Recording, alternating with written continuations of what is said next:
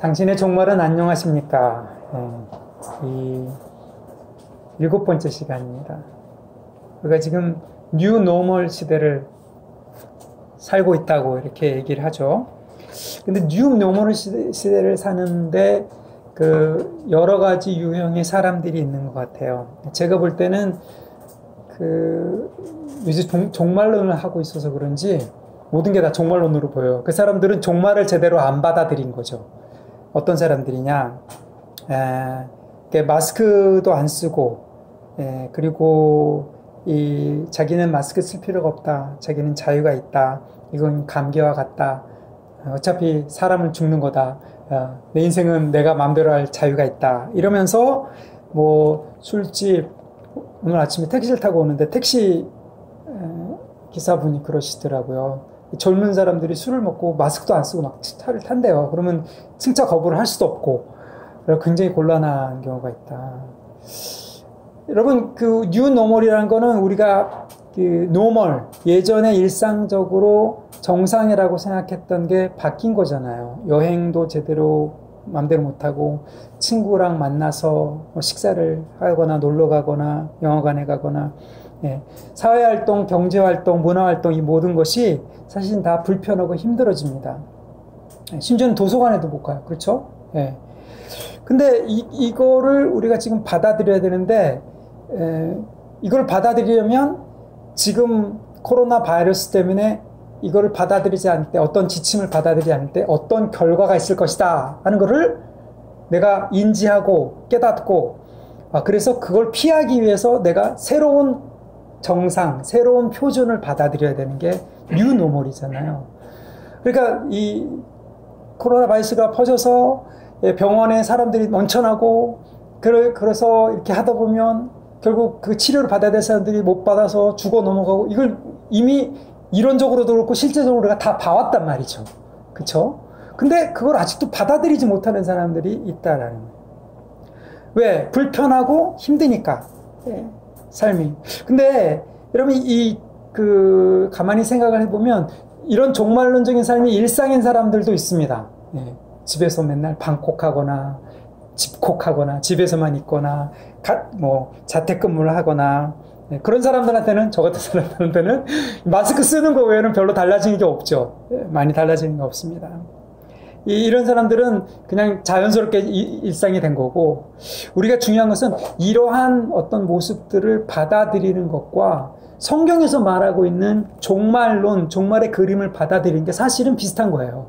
이 땅에 살면서 종말론이 없이 살다가 종말론을 받아들이게 되면 굉장히 불편합니다. 그래서 하나님의 나라에 대한 복음은 예수 그리스도께서 우리를 위해서 죽으시고 부활하셨다. 기쁘다. 모든 죄를 다 해결해 주셨다.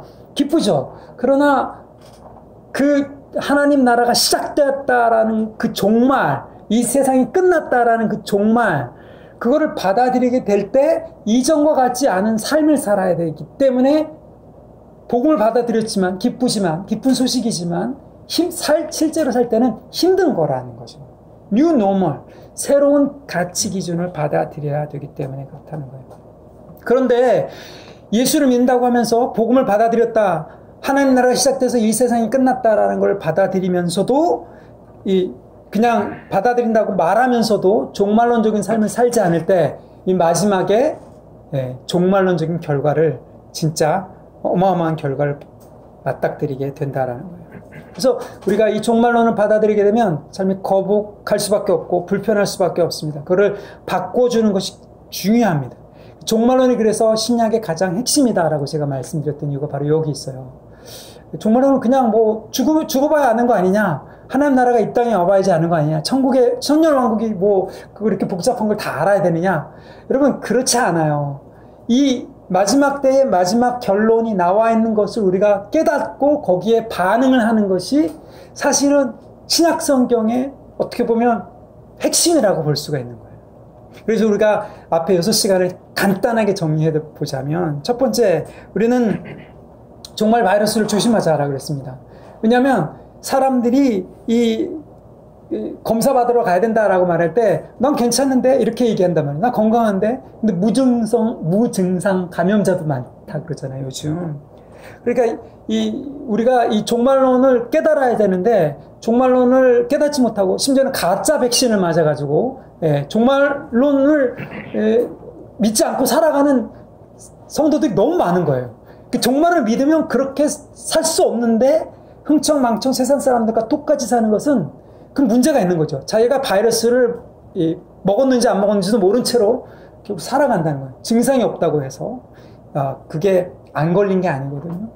마찬가지예요. 심각한 혹은 잘못된 백신을 맞아가지고 너무 과도한 종말론에 휩싸여서 모든 것을 다 막 바치고 그 시한부 종말론 같은 거 있잖아요.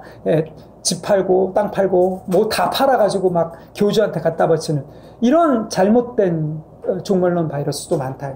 그래서 그 경각심을 잃기 위해서 그 첫 번째 시간 우리가 깨 있어야 된다.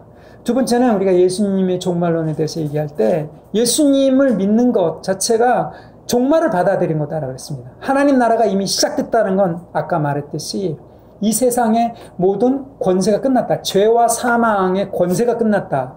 그것은 뭐냐면 이 세상의 시스템 자체가 무너지는 방향으로 흘러가게 돼 있다라는 거죠. 그래서 하나님 나라는 이미 시작됐고 눈에 보이지 않지만 그것이 완성되는 그 시간 가운데 우리가 있다. 그렇죠. 세상은 멸망당하고 심판당하는 그 시간, 우리는 하나님 나라가 완성되는 그 시간, 이 두 실제가 공존하고 있는 것, 그것을 인정하는 것이 바로 예수님을 믿는 것, 예수님의 종말론이라고 했어요. 결국 그것은 무슨 얘기냐면 자기의 노력으로 하나님 나라를 이루거나 자기의 노력으로 뭔가를 성취해서 천국에 들어가는 그러한 삶은 이제 더 이상 가능하지 않다. 그렇죠. 우리 신앙을 다시 돌이켜봐야 되는 거예요. 이 종말 신앙이. 세 번째 시간에는 우리가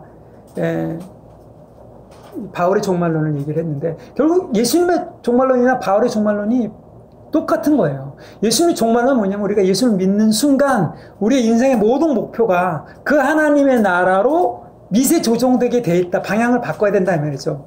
바이러스가 이렇게 치명적이다라는 사건이 뉴스가 딱 떴을 때 우리 거기에 대해서 모든 일상을 다 조절하잖아요. 우리가 지금 마스크 쓰고 예배하는 것처럼 사회적 거리두기를 하는 것처럼 뭘 할 때마다 이렇게 눈치를 봐야 되는 것처럼 그런 것처럼 예수님이 이 땅에 오셨다라는 것이 우리의 모든 삶 가운데 영향력을 주게 돼 있다. 목표가 인생의 목표가 하나님 나라에 대한 것으로 이게 바뀌어져야 되는 것, 이게 예수님의 종말론의 핵심이었다는 거죠. 그게 안 됐을 때는 뭐가 이상한 거예요. 그게 안 됐을 때는 그냥 교회 다니고 그냥 내가 기독교인이라고 말하는 거 기독교인 체크란에 이렇게 하는 거 그거는 사실은 잘못 믿는 거죠. 바울은 예수님의 종말론을 적용합니다. 어떻게 적용해요? 모든 윤리적인 삶, 실제 생활의 삶에 적용해요. 왜냐하면 이스라엘의 이 모든 거룩과 의가 예수님 안에 완성됐다. 그래서 그걸 우리가 받아들이게 되면 결과적으로는 이스라엘처럼 모든 유대인처럼 그런 것들 다 지키지 않아도 그런 거룩한 삶이 나타나게 된다. 이거거든요. 그래서 우리가 몸으로 하는 것, 무슨 시간, 돈, 여러분이 하는 모든 행위들, 모든 것들이 다 심판대 앞에서 판단되어질 그것을 가정을 해라. 예수님의 심판을 믿는다면.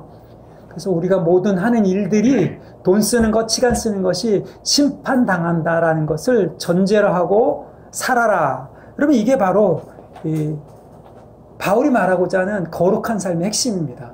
종교적인 거룩을 이루는 게 아니라 예수님의 종을 받아들였기 때문에 거룩한 삶을 살게 돼 있다. 그 기준을 이방인 교회, 우리 같은 사람들한테 제시해 준 거라는 거예요. 그래서 돈을 어떻게 쓰는지, 시간을 어떻게 쓰는지, 몸을 어디다 두는지 세상 사람들이 이런 기준을 정하잖아요. 예전에는 동성애가 죄였다가 지금은 그게 죄가 아니다라고 사람들은 여론이 변하면서 세상 가치관이 바뀌어요. 그런 것이 아니라 사람들의 합의나 심지어는 양심이나 이성적인 것에 의해서 옳고 그름을 정하는 것이 아니라 예수 그리스도의 십자가의 사건 때문에 옳고 그름이 결정됐다. 그걸 받아들일 때 우리는 세상에 가지고 있는 윤리적 기준보다 훨씬 뛰어넘은 그런 삶을 살 수가 있는 것이다. 사도 바울이 교회마다 그래서 이 어떤 뭘 하라 하지 말라 이렇게 얘기했을 때는 율법적인 리스트를 정해준 게 아니라 그 종말에 예수님의 복음에 근거해서 거기서 나오는 적용들을 도출한 거란 말이죠. 그걸 우리한테 얘기해 주는 게 바로 바울의 종말론이었습니다. 예, 요한의 종말론은 어땠습니까? 요한은 계시록을 통해서, 요한일서 계시록을 통해서 완성된 그림을 우리한테 보여줬어요. 이게 완성된 그림이다. 결국에는 이렇게 된다. 결국에는 이렇게 세상의 권세와 정사가 망하고 끝까지 인내하고 충성한 교회들은 이런 보상을 받는다. 이게 바로 요한 종말론의 핵심이었습니다. 마지막 완성된 그림을 보면서 우리가 이 땅에 지금 아무것도 안 보이는 거, 변하지 않는 것처럼 보여도, 그 압제당하는 것처럼 보여도, 힘든 것처럼 보여도, 중국과 북한, 이슬람 지역에 있는 성도들이 핍박당하고 죽임당하고 정말 아무것도 이루어지지 않는 것처럼 보여도 하나님의 나라는 변하지 않고 이러한 방향 속의 목표로 흘러가고 있다. 하나님은 절대로 의로우신 심판장은 그것을 간과하지 않는다. 여러분, 이게 이 요한계시록 교회들 공동체에 소망을 줄 뿐만 아니라 우리에게도 소망을 줘야 된다는 거예요. 거기에 덧붙여서 우리가 지난 몇 시간은 바벨론 시스템 얘기를 했습니다. 바벨론 시스템은 우리가 지금 살고 있으면서 어떻게 정치, 경제, 문화의 이 시스템이 가치들을 만들어내고 그것이 사람들, 민족과 열방, 나라들을 이렇게 다스리고 있는지. 그래서 어떤 제도가 문제가 아니라 그랬어요. 자본주의든 공산주의든 민주주의든 사회주의든 간에 심지어는 독재 이건 간에 그 모든 시스템들은 바벨론이라는 정치 경제의 어떤 그런 시스템의 작동 원리에 의해서 움직이게 돼 있다. 그래서 어떤 그 시스템에 들어가 있던 간에 교회가 그것을 분별하고 그것을 예언자적으로 선지자적으로 선포할 수 있는, 그래서 바벨론에서 나와라고 얘기했을 때는 우리들끼리만의 남은 자의 공동체를 산 쪽에다가 만들라는 것이 아니라 그 가운데 바벨론 시스템 가운데 하나님의 공동체로 살아라. 제가 그랬잖아요. 걸프전 전쟁이 끝난 다음에 세워놓은 미국 대사관처럼 우리가 이 바벨론 시스템 가운데 세워놓은 하나님의 대사관처럼 산다. 이게 지금 바벨론 시스템의 중요한 어떤 그런 개념이었습니다. 우리 지난 시간에는 천년왕국 얘기를 했습니다. 천년왕국은 우리 집사님이 얘기해 주셨잖아요. 파동으로도 볼 수 있고 입자로도 볼 수 있는 빛처럼 전천년설로도 보여지고 무천년설로도 보여져요. 그러나 중요한 건 하나님이 반드시 그것을 성도들에게 상급으로 주신다는 거죠. 확실하다. 이게 중요하다는 거예요. 어떤 천년설을 믿는지 간에 중요한 건 그게 어떤 전천년설, 무천년설을 믿는 게 아니라, 어떤 천년설을 믿는다는 게 중요한 게 아니라 천년왕국에 대한 우리의 반응이 무엇이냐 이거죠. 그 제대로 된 반응이어야 된다는 거예요. 제대로 된 반응은 뭡니까? 전천년설을 믿는 사람들은 이 시대에 대한 분별, 깨어있음, 정말 이 종말에 대한 어떤 그런 경각심, 이런 것이 더 강하다 그랬어요. 그렇죠? 그런 것들을 우리가 제대로 봐줘야 되고, 무천년설을 믿는 사람들은 천년왕국이 이 땅 가운데 영향력, 문화, 정치, 경제에 하나님 나라의 천년왕국적인 그런 예수 그리스도의 통치, 성도의 통치라는 게 뭔지를 실제적으로 보여주는 데 관심이 있다 그랬어요. 어떤 천년왕국설을 믿던지 간에 그러한 반응 속에서 살아야 되는데, 이걸 이제 자칫해서 극단적으로 밀어붙일 때 우리는 혼돈과 이제 이 어떤 그러한 속임수에 넘어가게 된다. 자, 이것이 우리가 여태까지 도대체 종말은 왜 중요한가 하는 것에 대해서 6시간이나 살펴보았던 그런 내용들이었습니다. 오늘은 마지막 시간으로 교회와 이스라엘에 관해서 살펴볼까 합니다. 이 교회와 이스라엘 아는 게 도대체 뭐가 중요하냐? 특별히 이게 종말론하고 뭔 관계가 있느냐? 여러분, 중요합니다. 왜 중요할까요? 교회와 이스라엘을 제대로 알아야, 그 관계를 알아야 교회의 온전한 목적인 선교의 어떤 그러한 이 그림을 그릴 수가 있기 때문에 그래요. 그래서 오늘 제가 본문을 로마서 11장에 있는 말씀에서 뽑았습니다. 로마서 11장 25절에서 32절까지 우리가 읽은 그 말씀은 크게 두 부분으로 나눠요. 25절부터 27절까지는 비밀에 대해서 얘기합니다. 비밀. 이 복음의 비밀, 사도 바울은 비밀에 대해서 얘기할 때는 이거는 어떤 우리가 생각하는 그런 잘 알지 못하는 신비한 비밀스러운 그게 아니라 하나님이 움직이시는 어떤 역사적인 원리가 있는데 그것이 사람들의 눈에는 가려져 있다가 어떤 때가 되어서 어떤 사건을 계기로 모든 사람이 알려지도록 밝히 드러낸 것, 그러니까 감춰졌다가 드러난 것이 비밀이에요. 그 사도 바울은 지금 그 비밀을 얘기하는 거예요. 뭐 에베소서에서는 교회의 비밀을 얘기하지만, 골로새서에서는 예수 그리스도의 비밀을 얘기하지만, 여기서는 지금 선교의 비밀을 얘기하는 거예요. 교회 본질의 비밀을 얘기하는 겁니다. 그리고 28절에서부터 32절까지는 예, 긍휼에 대해서 얘기합니다. 그러니까 비밀과 긍휼 이 두 가지 주제로 얘기가 되어 있는데, 핵심은 이겁니다. 비밀이 뭐냐 도대체. 거기 25절 보십시오. 이 비밀을 너희가 알기를 원한다. 이 비밀은 뭐예요? 첫 번째, 이방인의 충만한 수가 들어오기까지. 두 번째, 이스라엘이 더러는 완악하게 된 것이다. 세 번째, 그리하여 온 이스라엘이 구원을 얻는다. 이게 프로세스라는 거예요. 무슨 얘기예요?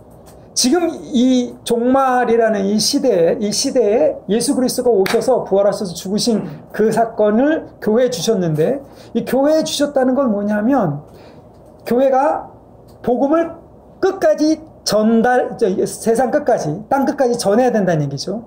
왜 그러냐 하면, 이스라엘이 복음을 거부했기 때문에 그렇다는 거예요. 그래서 이 복음이 끝까지 전달이 되면, 그때서야 이스라엘이 깨닫고 돌아오게 된다는 거예요.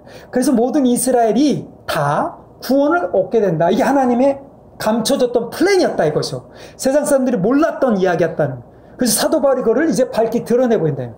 여러분 로마서는요, 이거는 선교 편지예요. 지금 사도 바울이 이스라엘에 구제하러 지금 가는 도중에 자기도 한 번도 가보지 않은 로마 교회에게다가 편지를 쓰는 거예요. 왜 편지를 썼을까요? 자기가 개척하지도 않은 그 교회에 뭐하러 편지를 썼을까요? 자기 지식 자랑하기 위해서? 그게 아니죠. 선교 좀 후원해달라고. 자기가 이스라엘에 갔다가, 예루살렘에 갔다가 이제 땅 끝까지 갈, 서바나, 그러니까 스페인까지, 그 당시에서는 지중해의 끝이니까 땅 끝이었단 말이죠. 로마 제국의 끝. 그 땅 끝까지 가기 위해서 내가 지금 가야 되는데, 이렇게 좀 아주 그냥 현실적으로 얘기하자면 돈이 필요하다. 후원 좀 해달라. 왜? 이 비밀을 내가 지금 가지고 있기 때문에. 이 비밀은 뭐예요? 이방 끝까지 복음을 전해야 되는 이유는 이스라엘이 구원을 얻게 하기 위해서다. 그래서 구원이 완성돼야 세상의 끝이 오고 예수님 다시 오신다. 그러니까 뭐예요? 선교를 하는 이유는, 교회가 선교를 해야 되는 이유는 이스라엘이 구원을 얻게 하기 위함이고, 이스라엘이 구원을 얻어야 세상의 끝이 오면서 예수님 다시 오시기 때문에 자기는 이 모든 이 일생을 선교에 바치기로 했다. 당신들도 이 로마서를 읽으면 그 비전에 동참할 것이기 때문에, 그거를 내가 확신하기 때문에 나에게 도움을 줄 수 있으리라 나는 믿는다. 이래서 편지를 쓴 거라는 거죠. 로마서. 그러니까 로마서는 선교에 관한 편지인 거예요. 이방인과 유대인이 연합에 관한 그런 편지, 화해에 대한 편지, 교회 본질에 대한 편지라는 거죠. 그러니까 우리가 이것을 알 때, 선교라는 것이 결국 우리가 예수 그리스도가 유대인의 메시아로 왔다는 것을 우리 이방인이 먼저 믿은 거구나. 네. 여러분 그런 거예요. 여러분 지금 유대인의 메시아를 믿는 겁니다. 그리고 나서 어떻게 된 거예요?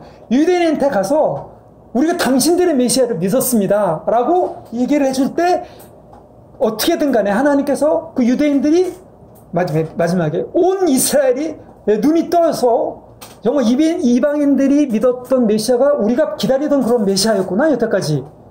그걸 깨닫고 돌아오게 되는 것. 그러면 이것이 종말이라는 거예요. 그러니까 이 교회와 이스라엘의 관계를 봤을 때, 여러분 이걸 알지 못하면 교회가 이스라엘의 메시아인 예수를 그리스도로 고백하는 것에 상관이 없게 됩니다. 그러니까 이 뿌리를 모르는 채로 신앙생활을 하는 거게 되는 거예요. 그리고 목적, 교회가 왜 선교를 해야 되는지 그 목적이 없이 선교하게 되는 거예요. 그러니까 뿌리와 목적, 근원과 목적이 없이 신앙생활을 하게 되면 남는 건 뭡니까? 내 개인의 신앙밖에 안 남는 거예요. 내 개인의 행복, 내 개인의 문제 해결, 이거밖에 안 남는 겁니다. 그럼 그렇게 하지 말아야 돼요. 그러면 안 돼요. 이게 그러니까 종말을 모르고 살아가게 되는 거죠. 그렇죠? 우리가 이 뿌리는 뭡니까? 지금 사도 바울이 로마서 9장에서 11장까지 얘기하고 있는 것은, 9장에서 11장에서 얘기하는 것은 뭐냐면, 유대인들을, 이스라엘을 하나님께서 완전히 버리지 않았다. 유대인들이 왜 그러면 자기들의 메시아를 안 받아들이냐? 그거는 하나님의 섭리가 있는 거다. 그러면 우리가 믿은 건 뭐냐? 하나님의 은혜다. 하나님의 긍휼이다. 그래서 긍휼로 시작해서 긍휼로 끝나는 게 로마서 9장에서 11장이란 말이죠. 그거를 깨닫는 것이 이방인 교회의 핵심이라는 거예요. 이게 은혜로 구원을 받았다는 것을 이방인 교회가 얼마만큼 잘 가지고 있느냐에 따라서, 그리고 얼마나 많이 이방인들이 그것을 믿느냐에 따라서 이스라엘이 믿게 된다는 얘기예요. 이거를 깨닫지 못하게 될 때, 여기 그래서 처음 시작할 때 이렇게 하잖아요. 스스로 지혜 있다면, 그러니까 우리가 잘나서 구원받은 것도 아니고 열심히 노력해서 구원받은 것도 아니다. 이 은혜의 복음을 제대로 붙들고 있는 것이 중요하다. 그 뒤에 얘기를 하잖아요. 복음으로 28절 보십시오. 복음으로 하면 저희가 너희를 위하여 연수된 자요 택하심을 하면 조상들이 아니라 사랑을 입은 자라. 그러니까 여전히 하나님 이스라엘을 버리지 않았다. 이게 핵심입니다. 그런데 어떤 사람들은 우리가 보통 대체주의자라고 얘기를 하죠. 예, 교회가 이스라엘을 대체해버렸다. 이제 이스라엘은 그냥 여러 전도 대상 중에 하나고 그냥 여러 민족 중에 하나다. 여기서 이제 어떤 극단적인 그 교회가 영적 이스라엘이 육적 이스라엘을 대체해버렸다라고 착각을 해갖고, 예, 유대인들이 메시아를 죽였기 때문에, 우리의 주를 죽였기 때문에 유대인들을 핍박해도 된다. 여러분, 이게 보통 말하는 카톨릭이나 종교개혁자들이 한 일입니다. 대체주의 신앙. 이 극단적으로 밀어붙일 때. 거기에 극단적으로 나가니까 어떻게 돼요? 히틀러가 나온 거예요. 이건 정말 잘못된 겁니다. 우리의 신앙의 뿌리, 지금 사도 바울이 얘기하는 게 원 가치가 있다 이 말이죠. 우리는 접붙임 받은 거다. 그러니까 교회와 이스라엘을 완전히 혼돈해가지고, 우리는 영적 이스라엘이니까 온전한 이스라엘이다, 교회가. 그래서 이스라엘이 역할이나 이런 모든 것들을 다 대체해버렸다. 이렇게 믿으면 여러분 큰일 나게 됩니다. 이 유대인들을 핍박하는 이 나치 뭐 이런 이 극단적인 사상에 쉽게 동조할 수 있게 된다는 얘기죠. 교회가 최고다라고 이렇게 생각하게 된다는 얘기예요. 그런 위험성에서 벗어나야 돼요. 반대 극단도 있어요. 반대 극단은 뭡니까? 교회와 이스라엘을 완전히 분리시키는 거죠. 교회와 이스라엘을 완전히 분리시키는 것뿐만 아니라 교회와 이스라엘 지금 사도 바울은 교회와 이스라엘이, 이방인과 이스라엘이 하나로 묶여져 있는 게 다르지만 부부관계처럼 한 몸을 이루고 있는 거다. 이렇게 지금 얘기하고 있는 거거든요. 그게 이제 나중에 에베소서의 이 교회 비밀에 대해서 얘기를 하는데, 그렇잖아요. 이 예수 안에 한 세 사람이 지어진다. 이방인과 유대인 사이에 막혀졌던 담을 예수께서 십자가로 허무셨다. 한 몸을 이루는 것이 교회다. 이렇게 얘기를 하는 거잖아요. 근데 이거를 분리시켜요. 분리되면 어떻게 됩니까? 이 위계 관계가 생기게 되는 거예요. 그래갖고 보통 우리가 세대주의라고 얘기하는데, 세대주의 신학에서는 교회와 이스라엘이 완전히 분리가 돼서 교회가 이스라엘을 종말의 사인으로 봐야 된다. 그러면서 이스라엘이 어떻게 지금 되고 있는지, 1947년에 이스라엘이 나라로 만들어진 것은 하나님의 주권적인 역사다. 종말의 사인이다. 이렇게 생각해서 그 다음부터 종말의 사인을 이스라엘과 중동 나라의 그 관계를 기준으로 해서 성경을 해석하기 시작한다는 거죠. 그럼 그렇게 되면 어떻게 됩니까? 당연히 이스라엘이, 여기 나오는 온 이스라엘이 되는 거죠. 이스라엘이라는 나라가 구원받아야 될 나라가 되는 거예요. 이스라엘은 나라가 구원받아야 될 나라가 되니까 어떻게 돼요? 이스라엘의 나라는 구약에 있는 이스라엘과 똑같은 나라예요. 그러니까 어떻게 돼요? 이스라엘을 위해서 도와줘야 되는 거예요. 이스라엘이 하는 건 다 옳은 거예요. 이스라엘이 팔레스타인 사람들 다 죽여도 다 옳은 거예요. 이스라엘이 자기들이 핍박했던, 유대인들이 핍박했던 그런 방식으로 팔레스타인 사람을 핍박해도 옳은 거예요. 미국이 이스라엘 위해서 정책을 제대로 쓰는 것이 옳은 거예요. 전쟁을 일으키고 죽여도 옳은 거예요. 여러분, 이게 이스라엘과 교회를 이렇게 분리시켜서 이스라엘이라는 나라가, 지금 국가가 여기 나오는 온 이스라엘이라고 착각하게 될 때 생기는 세대주의 신학을 극단적으로 밀어붙이며 이 정치적인 우익의 어떤 그러한 이 잘못된 그것에 넘어가기 쉽게 되는, 이용당하기 쉬운 거예요. 사도 바울은 그런 얘기를 하는 것이 아닙니다. 사도 바울은 이스라엘과 교회가 지금 뭐라고요? 감람나무에 붙여진 거다. 원가지가 있었는데 믿지 않아서 하나님 가지를 다 쳤어요. 그리고 가지에다가 우리 같이 전혀 열매 맺지 못하는 돌감나무, 이 와일드 올리브 슈트를 탁 했는데 다 가지를 쳤으니까 아무것도 열매가 없잖아요. 이방인 교회들한테 먼저 열매가 나타난 거예요. 긍휼의 열매가 나타나는 거죠. 그 긍휼의 열매가 나타나는 것을 이스라엘이 원가지 쳐져 있던 이스라엘이 보고서야 그 다음에 열매를 내게 된다. 지금 이게 이 얘기예요. 그러니까 하나님의 긍휼을 가지고 지금 사도 바울이 이방인 사도가 예루살렘에 가는 이유가 뭡니까? 이방인들의 그 긍휼의 열매, 이스라엘을 지금 돕겠다라는 그 긍휼의 열매를 가지고 가는 것처럼 당신들도 나를 도와라. 당신들도 선교를 도와라. 당신들도 선교의 목적을, 교회의 목적을 이 이스라엘이 돌아오는 것으로 삼아라. 그러니까 교회와 이스라엘은 선교라는 그런 끈으로 연결되어 있다라는 거죠.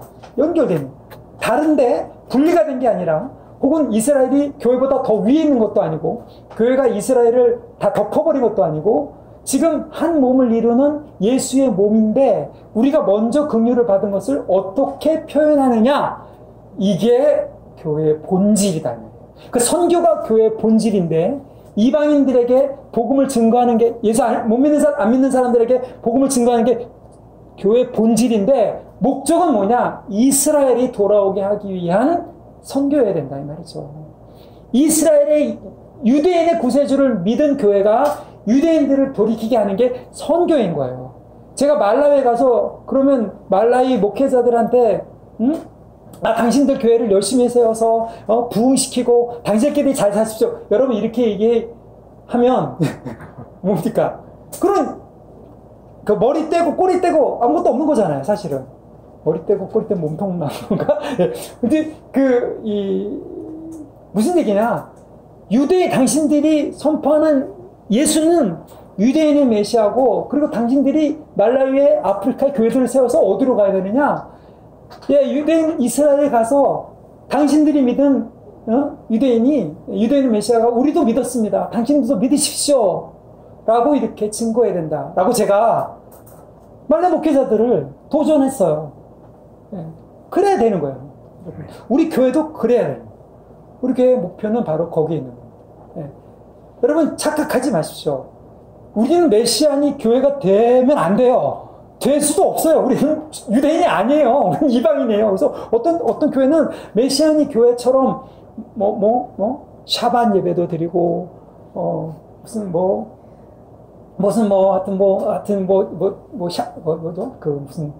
메노라 그것도 키고 초도 키고 안식일도 지키고 좋아요. 유대인의 어떤 메시아의 그 어떤 뿌리들을 기억한다는 것에 대해서 그게 완전히 잘못된 건 아니지만 나중에 할례까지 하려는 거 아닌지 모르겠어요. 여러분 그건 아니죠. 그건 아니에요. 여러분 이 사도 바울이 지금 로마서 11장을 끝내면서 12장으로 넘어가면서 뭘 얘기합니까? 하나님의 긍휼, 지금 여기서 말하는 유대인과 이방인들에게 긍휼을 주셨는데 긍휼을 우리가 먼저 받았어요. 그래서 그 긍휼, 이방인이 먼저 받은 긍휼로 너희를 권하노니 너희 몸을 하나님이 기뻐하시는 산 제사로 드리라. 우리가 긍휼 받은 것을 베푸는 것, 여러분 그것이 12장부터 16장까지 모든 윤리의 기준입니다. 종말론적인 윤리의 기준이에요. 우리가 제대로 살아야 되는 이유는 이 마지막 때에 예수님께서 하나님 나라를 시작하신 것을 이방인 교회가 유대인의 메시아로 믿는 그 증거를 샤반 예배 지키고 거룩과 안식을 지키고, 여러분 그 사람들이 지금 유대인들이 율법을 지키는 거에 비해서 이방인들이 율법을 지키려고 할 때 그게 먹히겠습니까? 시도 안 막힌다는 말이죠. 절대로 그 사람들의 기준을 도달할 수가 없어요. 그 사람들의 거룩을 도달할 수가 없어요. 우리가 지키려고 하는 것은. 예수님께서 이루신 거룩을 우리가 받아들였을 때 우리 안에 그 거룩과 의와 사랑, 긍휼이 드러납니다. 그때 율법으로 지켰던 유대인들이 이방인 예수님의 완성된 그 거룩을 받아들인 이방인 교회를 보고서는 알아보는 거죠. 우리가 율법을 열심히 지키려고 했던 이 모든 거룩과 의와 공의와 사랑이 이 사람들한테 있네. 이 사람, 이 무리들한테, 이 교회에 있네. 여러분, 그 눈이 띄어지는 날이 그 종말입니다. 그래서 온 이스라엘이 구원을 얻게 되는 거예요. 그러니까 지금 그러면 이스라엘이 나라로 모인 그것은 기적적으로 이루어진 건데 그건 뭐냐? 맞습니다. 어떻게 보면 종말의 신호일 수도 있어요. 다만 그 나라 자체가 구약의 혹은 모든 이스라엘이 아니다 이 말이죠.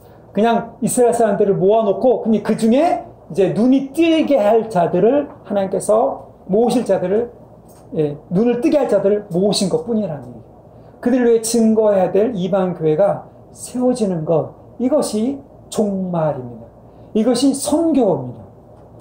그 종말로는 신앙의 핵심인 거예요. 교회의 핵심, 본질인 거예요.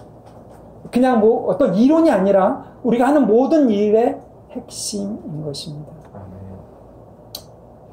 예. 제가 얼마 전 뉴스를 읽었어요.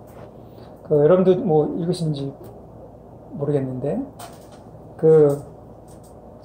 미국의 두 살에 여기 충청북도에서, 이렇게 고아가 돼가지고 입양을 간 여자가 있어요. 그래서 미국에서 살다가 이제 네덜란드인과 결혼해갖고 지금 40이 넘었는데 40몇 년을 살았는데, 그러니까 10살이 지나고 난 다음에 자기의 뿌리가 누군가, 자기 아버지, 자기 부모를 찾기 위해서 30년 동안 이렇게 찾아다니는 여자가 있죠. 그쵸? 그래서 그걸 찾아가지고 친자 소송, 확인 소송을 냈다는 그 뉴스 들어보셨죠? 근데 그 뉴스를 읽으면서 여러분, 제가 주목했던 게 뭔지 아십니까? 신기한 게 그 여자가 어떻게 30년 동안 하면서 30년 동안 못 찾았다가 마지막에 찾게 됐을까?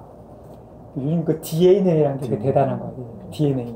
그 DNA를 어떤 친척이죠, 친척. 자기 친척벌 되는 그 사람이 DNA 은행에다가 자기 은행 그거를 올려놨는데, 자기의 DNA와 그 DNA가 친척벌 된다는 게 발견이 된 거예요. 그래서 이 사람의 족보를 추적해 보니까, 이분이 아버지일 것 같다. 그래갖고 그 아버지와 이 딸이죠. 이 딸과의 친자가 DNA가 맞는지를 확인했더니 99.9%가 나온 거죠. 결국 진짜 아버지라는 거죠. 여러분, 그게 어떻게 보면 이방인 교회가 이스라엘에게 해야 되는 그런 모습인 거죠. 무슨 얘기냐? 그 친척의 DNA, 또 비슷한 DNA인 거잖아요. 그 여자와 30년 동안 자기 아버지를 찾아다닌 그 여자와 비슷한 유전자를 내가 지금 갖고 있는 거잖아요.